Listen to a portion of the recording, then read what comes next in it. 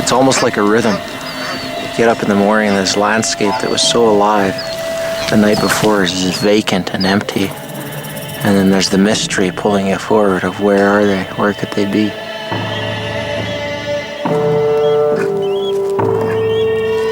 And it isn't just tracks we're following, the trends on the map. It's something else, you know. I truly believe that there's something else keeping us on the general trail of these caribou and coming together and then being pulled apart and coming together. So I guess I have faith that we will happen upon them again. Karsten Hewer and his wife Leanne Allison take on the task of following 120,000 caribou from the Canadian Yukon to the Arctic coast and back in order to document the animals' annual migration. Alone, they brave grizzly bears, bitter cold, little food and sleep just to keep up. In the process, they discover they've become entangled with the herd. I talked to Karsten and Leanne about their experience. They summed it up in 2 words: being caribou. The phrase became the title of their documentary film and the book that followed. Both won numerous awards.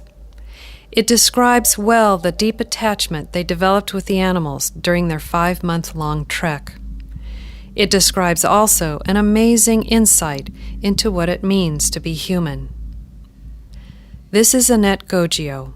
Join me as we examine the human capacity to hear, feel, and know things outside of the normal range of our sensory systems. This is the science of entanglement, here on A Quantum Moment. Do you ever wonder if there's more to life than what we see in front of us? I do. This question has plagued me for longer than I can remember. Television programs or movies that have as a concept communicating with other human beings, or let's say any sort of being, without actually speaking or using a telephone, sends me into a whirlwind. I want to be able to do that. I want to know that it is possible. Being the scientist-type person that I am, I'm not quick to accept new concepts, unless, of course, you provide me with scientific proof. But then, science has a way of taking different sides on a matter. So how do you believe? The caribou spirit lives north of Old Crow. He lives in the mountain. There's a big hole in the mountain there. And the chief grandfather, caribou, he tell the caribou, go feed the people, go clothe the people, go shelter the people, go look after the people, go dance for the people, and go through the communities 4 times a year to feed people.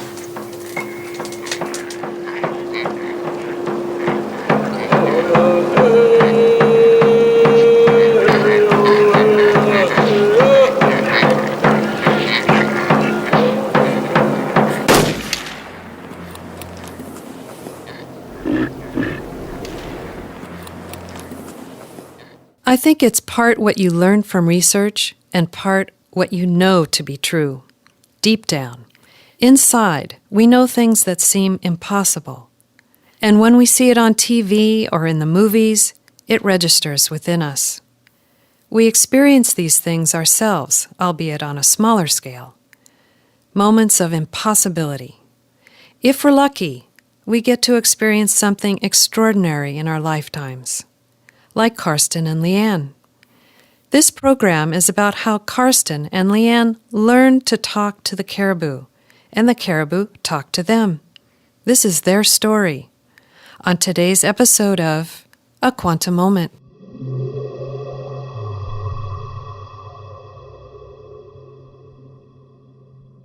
As a wildlife biologist, Karsten Hewer was accustomed to long treks in the Canadian wilderness. But one trip changed everything for him. After 8 days into the trip, we came around this corner in the river and climbed up the side, and we were thinking of camping somewhere overnight. And I looked across, and all of a sudden these it seemed like this whole hillside of bushes were moving. And certainly I was there in the hopes that the caribou would come, but we were late. I didn't think we would see the migration. Thought it had already passed. And sure enough, these bushes, they weren't bushes, they were animals, and pretty soon the whole hillside was moving, and as the fog lifted, the entire mountain was moving. And what transpired for the next 2 days and 2 nights was tens of thousands of caribou migrating, swimming across this whitewater river, being chased by wolves, ambushed by grizzly bears, foxes running in and out of their hooves, trying to chase the lemmings and mice that they were scaring up, hawks circling overhead, eagles, peregrine falcons. It was just this unbelievable pulse of life where it was totally impossible for me to sleep for those 48 hours because of the dramas that were unfolding.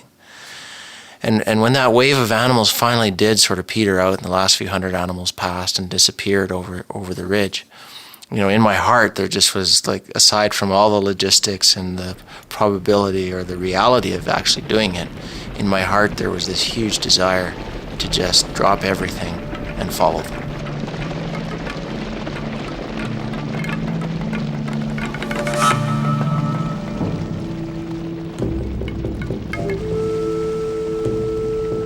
He actually was able to phone me on a satellite phone, sort of as it was happening, or a little bit just afterwards. And his voice was different. I'd never heard such excitement coming from him, and I just kind of knew that, our lives were forever changed.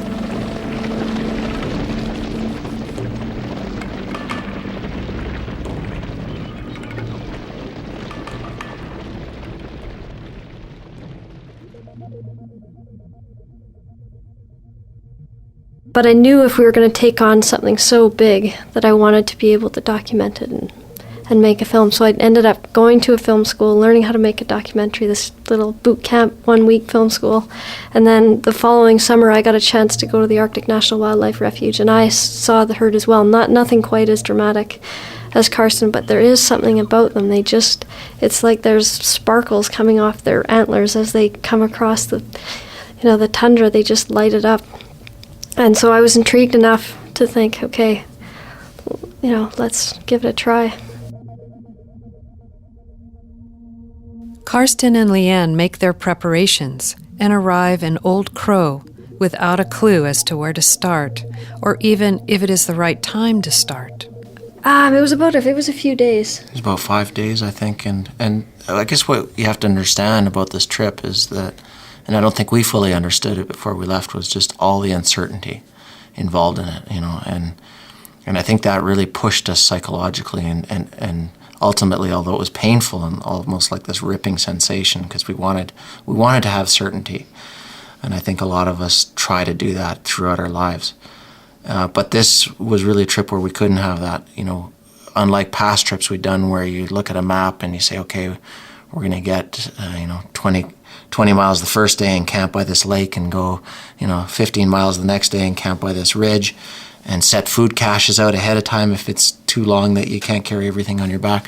We couldn't do any of that on this trip because the caribou's migration routes change from one year to the next, both in place and in time. It may vary by a month or so in timing, and it may be one mountain range one year and another, or even another mountain range the next year. So there's absolutely no predictability. And even as we're going every day, if the trail we were following, we thought it would have to be heading north and northwest to get to the calving grounds, it might veer southeast. And every time that happens, you think in your mind, like, should I keep following?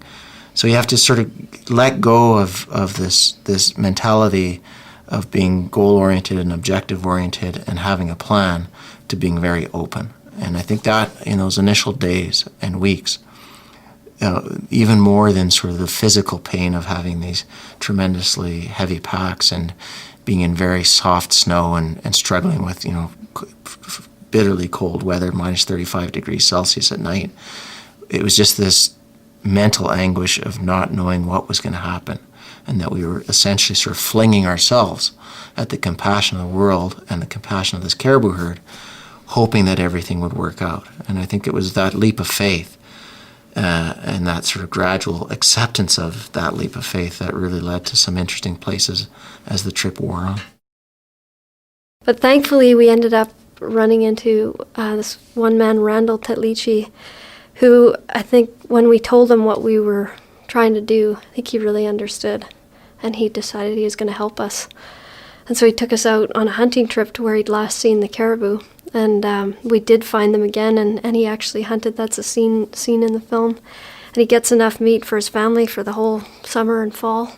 And then that night, we sit in a cabin, and he tells us all kinds of stories and gives us advice about the trip, but of course he doesn't know how it's all going to work out. But the one thing he did say to us that night was, make sure you pay attention to your dreams.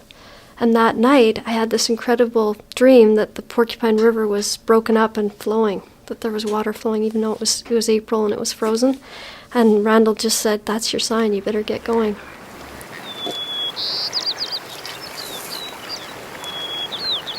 Karsten and Leanne adapt to the harsh regimen of following the herd. They learn how to be quick on their feet, set up and break down camp on a moment's notice, just to keep up with the caribou, and often to avoid a group of hungry grizzly bears. Sleep becomes non-essential. Not long into the trip, something happens to them. They start shedding parts of themselves, not the physical parts, the outer psychological parts, that white noise in the back of our heads. You know, the way I would describe what happened to us was this sort of peeling away of all these layers that we've become buried under, like our core essence has become buried under. And this trip, like through its raw, the sort of physical miles of trekking and that physical work, like that in itself, like any physical activity, kind of is a stress release, if you will. And then the fact that we were in this area that, is probably one of the largest wilderness areas left in the entire continent of North America, where there's no roads, there's no pathways, there's no pipelines. I mean, the only trails we had to follow were the trails created by the caribou. And so, there's no cell phones distracting us, there's no fax machines going off, there's no internet to go check. And so the things that kind of clutter our lives and fill our days in conventional society, we were completely free of those. And what started to happen as the journey went on and the weeks went by is you could almost feel your mind kind of peeling away, or your consciousness of like an onion, skins of an onion coming off. And these things started to sort of brim up, these memories, and some of them seemingly useless, like, phone numbers of girlfriends from junior high school. Like and these completely superfluous facts, and words to songs from the 70s and 80s, that I hadn't heard in decades. And then they would come and they'd kind of be in your mind for a day or two, and then they'd be shut off too. And it's like you're just leaving in your wake all this stuff you didn't need anymore. And as that, so we sort of got close to the sort of our pure selves, we also started hearing more and seeing more. And I think as weeks led to months, Leanne and I found we were talking less between us. We knew what each other were thinking. We were having parallel thoughts. We were having parallel experiences. And so even the need for words started to drop away. And then as time went on, these sounds, if you will, that I think are always there, but we're close to them because we have these walls around us, I think, to survive in a place where we're being bombarded by information and sounds and sights and noise all the time, or especially our urban environments. We had been able to drop all those, and now we're these open receptacles for absolutely all the subtleties of life that are constantly coming in. And one of these subtleties was this sound that the caribou were making, and in the book I call it thrumming, and it's almost like a hum or a buzz, I guess. Like, it's not something you hear in your ears, it's something you feel in your chest and comes up through your ribs. And it's like a vibration. And it's not, I'm not talking about the sound of their hooves on the tundra. It's something else. It's like a singing. And especially when they were in large groups. And at first, for the first few months, there was just a hint of it. But as the trip wore on, it actually became something that we tuned into that would guide and help us navigate in those times when we had stopped for a nap or something, and the group of caribou that we'd been following would vanish by the time we woke up. And instead of their tracks on the land or, following their fresh scat or whatever that we'd been using mostly until then, it became this thrumming sound that we started to tune into.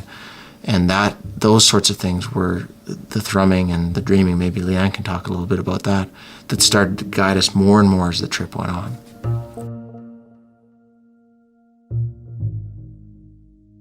The other thing that is part of what made it all possible, I think, too, is in the Arctic it's 24 hours of light. So that's completely discombobulated from your regular rhythms as well. So it didn't matter when you moved or when you slept. And so in order to try and keep up to them at one point in the migration where they're moving very quickly, we actually just started to trick our bodies into doing more with less by just taking these little 2 or 3 hour sleeps, and then we'd get up and we'd walk for 6 or so, and then we'd sleep for 2 or 3 and walk for 6. And what we found happening during that time is that we would have these little dreams when we were napping, and then when we woke up, we were also so delirious and so tired that we weren't sure that even what was reality, that line between the waking world and the dream world became quite fuzzy. But it happened to both of us where I'd describe a scene that I saw in a dream, and then a couple hours later look back and there it was. And I guess what it made us think is that what we were kind of learning is this probably very natural and obvious way of being human. After several months, Karsten and Leanne arrive at the birthing grounds on the Arctic coast. They are soon trapped in their tent as the caribou give birth all around them. Definitely see why this is sacred for Gwich'in people.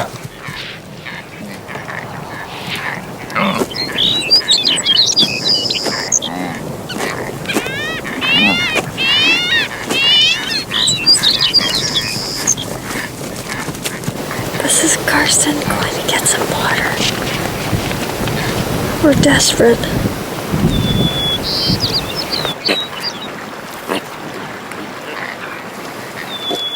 The birthing completed, the caribou with their young begin their long trek back to the Canadian Yukon. Months later, Karsten and Leanne are back in Old Crow, different from who they were when they began their journey. It wasn't Randall, it was another elder in Old Crow who on an earlier visit had told me the story of a time when people could talk to caribou and caribou could talk to people. And, I think at the time I kind of thought, well, yeah, whatever. I mean, that's your native thing, right? And I come with my sort of Germanic background and my training in science, and here's my worldview, right? And it's sort of much more straightforward and rational and compartmentalized, and they didn't really mesh, and I never thought they ever would. But during the course of this trip and through direct experience and through this sort of shedding of the superfluous layers that I think often shroud our souls and our consciousness from the more important yet more subtle things, we did come to realize that people can talk to caribou and caribou can talk to people. I mean, not in English and using the right grammar and all those sorts of things that we normally think of when we say talk, but communicate. And for me that was just astounding. I think as a scientist, as a person who grew up in the city of Calgary, like it was just outside the world of possibilities. And I think now, having, for both Leanne and I, having been provided with that glimpse of that possibility, it's almost like surfacing, and you've kind of been underwater your whole life, and you surface and you realize that what you thought was your sky is just like this permeable layer into a whole other world. What exactly happened to Karsten and Leanne? What brought them to sense this vibration in their chests? I first went to Dr. Dean Radin, Senior Scientist and Laboratory Director of the Institute of Noetic Sciences. Dr. Radin had just published his second book entitled Entangled Minds: Extrasensory Experiences in a Quantum Reality. In it, he says that we are all entangled. Entangled with each other, entangled with everything around us, and entangled not only in current time, but also going backwards and forwards in time.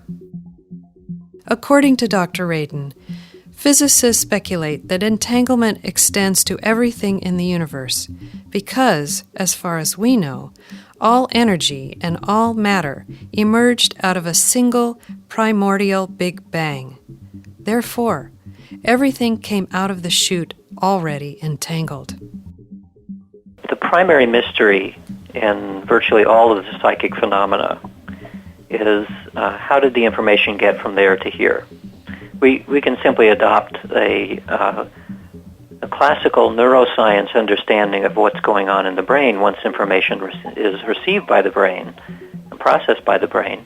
But how did something which is outside the reach of the ordinary senses get to you in the first place? That becomes a problem for physics. And so we need to turn to physics in order to get a sense of what is time and space like? What is the medium in which we live? Dr. Radin goes on to say that the version of our world, as described by classical Newtonian physics, is no longer valid. The classical view, the Newtonian view of our physical reality is one that has separate objects, which if they're far enough apart and there's no way that they can interact, then they're effectively completely isolated. There can be no way that they can communicate with each other. And it creates a sense of reality that is effectively like a billiard table, that the way to get things done is you need to make one billiard ball hit another billiard ball and that hits something else, and it leads to a very mechanistic way of understanding how things work. With the new physics, quantum physics, the physics of subatomic particles and infinitely small spaces, we've learned that time and space are not absolute. They are flexible and relative, and that our notion of causality is not even correct. And a more comprehensive view suggests that things are connected through space and time in a much more intimate way than our eyes tell us, or that our ordinary senses tell us. And if that is true, then it's not going to simply be true at an elementary particle level, but it's true everywhere, including at the level of human experience. In sum, we do not live in a universe that behaves like a billiard table. Instead, we live in a universe that is more like a bowl of clear Jell-O. The reason why I thought of clear Jell-O as a way of thinking of it is that we are all familiar with the wiggles that can occur in Jell-O. If you poke one side, the whole thing wiggles. Well, in a sense, that's what I think is what's going on. We live in a medium which is clear, which you can't see and you can't directly experience because you're part of that medium. So when something occurs, an event occurs that causes the equivalent of a wiggling, a poking on the Jell-O, that wiggle is carried throughout the entire medium. It affects the entire medium itself. Sometimes you may notice it, but because you're part of the same Jell-O, that the distortions, like if you think of these as waves moving through the Jell-O, those waves move through you. You become distorted in the same way. And so it takes a very peculiar kind, or very perhaps high attention to these wiggles that will bring to your conscious awareness the fact that something of interest occurred. Because it's not as though this Jell-O is stable. It's a highly dynamically vibrating substance. It's vibrating all the time. So it takes something of a very particular type of meaningful vibration, to use this as a metaphor, to bring it to your awareness. If we exist in the equivalent of a bowl of clear Jell-O, how exactly do we pick up these vibrations? I asked Dr. William Tiller, Professor Emeritus of Stanford University and President of the William A. Tiller Foundation for New Science, how did Karsten and Leanne come to feel this thrumming sound in their chests? Well, there are two aspects important in that one, and one is that that's an aspect of intuition, but the broader feature of it is what I call a biological transducer effect, in the sense that your system is a kind of antenna, both transmitting and receiving, so in your biofield. And when you have it trained, you can extend your sensory awareness very greatly by letting one organ or one body system or something within yourself send small signal to we'll call them the small muscles of the body. So it goes to the brain activates small muscles. And for example, a dowser, this is the procedure, and the signal from the water or whatever it is you're dowsing, beyond our five physical senses, it stimulates some receptor within yourself, which then sends a message to the brain to activate small muscles in the body for whatever it is, organ or body system that you are using for your biomechanical transducer, and it makes you consciously aware of that signal, and therefore you know which direction to go, what to do, etc. And that's a larger aspect of human intuition, but it can be trained within the individual. So we react to the wiggles in the jello, not only through our five physical senses, but through other parts of ourselves. We have many, many antennas. Our whole human biofield is an antenna, both for receiving and sending. But it's using energies beyond electromagnetism. It's the subtle energies that you speak of. It's one of the subtle energies, and there are many, many of them. Mm-hmm. And even though in our conventional, traditional science, we deal in four energies that are known and accepted. These are gravity, electromagnetism, the short-range nuclear force, and the long-range nuclear force. There are many beyond those. And our work here with psychoenergetic science basically deals with those, trying to discriminate them, trying to articulate how they differ from the others, and trying to develop detectors to uniquely just show them, reveal them, and to develop a theory which encompasses them and allows that theory to seamlessly join with conventional or traditional science. So it's one of the subtle energies at work here. We have antennas that pick up subtle energy signals. Why aren't we more aware of them? To answer that question, Dr. Tiller presents us with a model of the human being, which he calls the whole person, not just what you see, but complete with our energetic extensions, what he calls the many-layered bio-body suit. Now, these bio-body suits come in a number of layers and a whole variety of colors, and in two basic structural forms that we call genders. So now I'm going to talk about what is the whole person rather than what we think we are, which is just the outer layer of this system. Think of a sphere and divide it into three zones. There's an outer zone which contains two layers of stuff. There's a middle zone containing three layers of stuff. And then there's a core central zone. The outer two layers, the outermost, is what I call the personality self. That's what we put on, or that's what the soul puts on when we are born into this space-time domain. And it's what we shuck off when we leave this space-time domain. The outermost layer has very good sensory systems in it for sensing the physics, let's say, and the signals of space-time. And that probably came about by the evolutionary process that Darwin talked about. And we basically put that kind of layer on, but it had the inner layer, which was a precursor to that.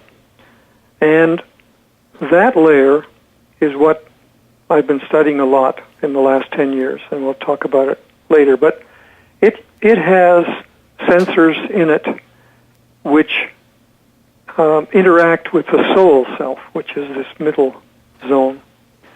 Those sensors, this is the layer where all the psychic phenomena occur. This is the layer where homeopathy functions. This is the layer where the acupuncture meridian chakra system functions. And so it's a very powerful layer. It's one we don't know a lot about, but it's one that we have discriminated with our research. Now, that's the personality self. We can say more about it in a minute.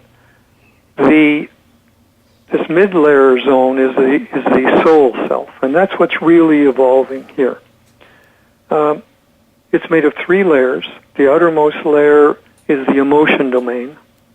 The middle layer is the mind domain, and within the innermost layer is a part of our spirit self.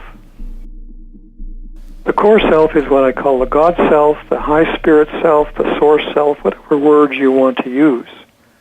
So when you look at this 3-layer structure of the whole self, you can begin to see that the soul self and the personality self are sort of transducers that allow the God self or the source self to interact with its latest creation, space-time. The goal is in life, is to develop the personality self to be entrained to the soul self, so that the information gained by the personality self in one lifetime experience passes to the soul self when that personality self makes the transition to our presently unseen domains. Translation. When we die, what we've learned from this life is incorporated into our soul and carried forth into our next life, when our soul enters another body. And thus the soul evolves through many, many, many personality self-lifetimes.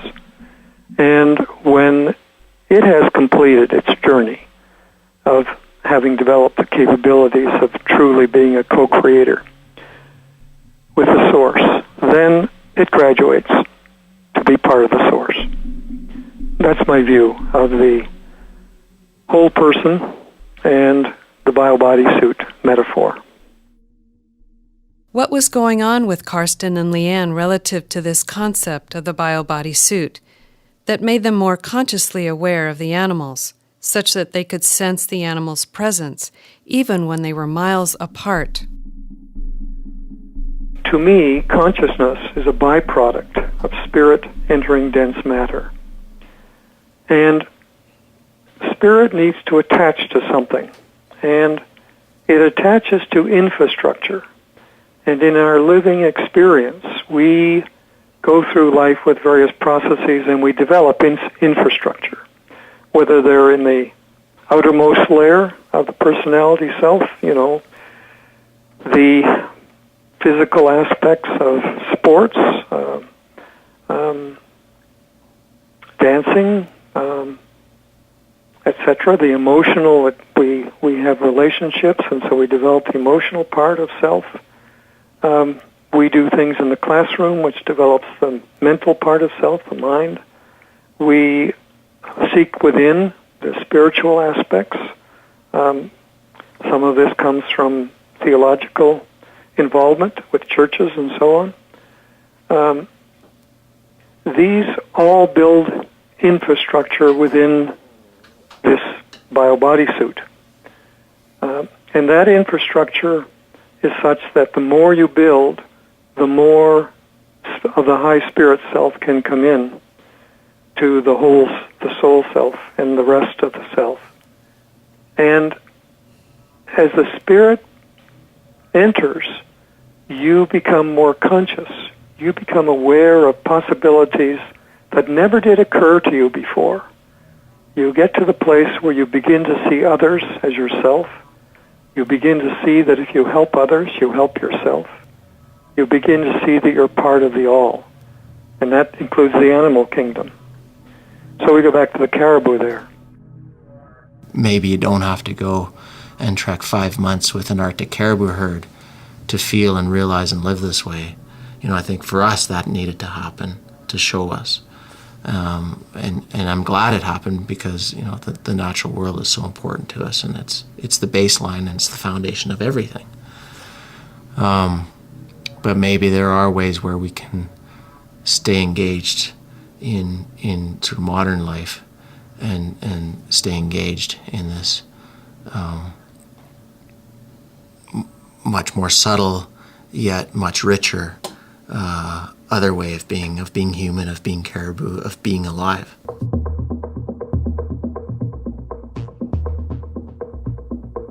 Karsten and Leanne have returned to modern life, but not in the same way. They live close to the earth, taking every opportunity to spend time outdoors with their son Zev. Their award-winning film and book can be purchased on our website, aquantamoment.com.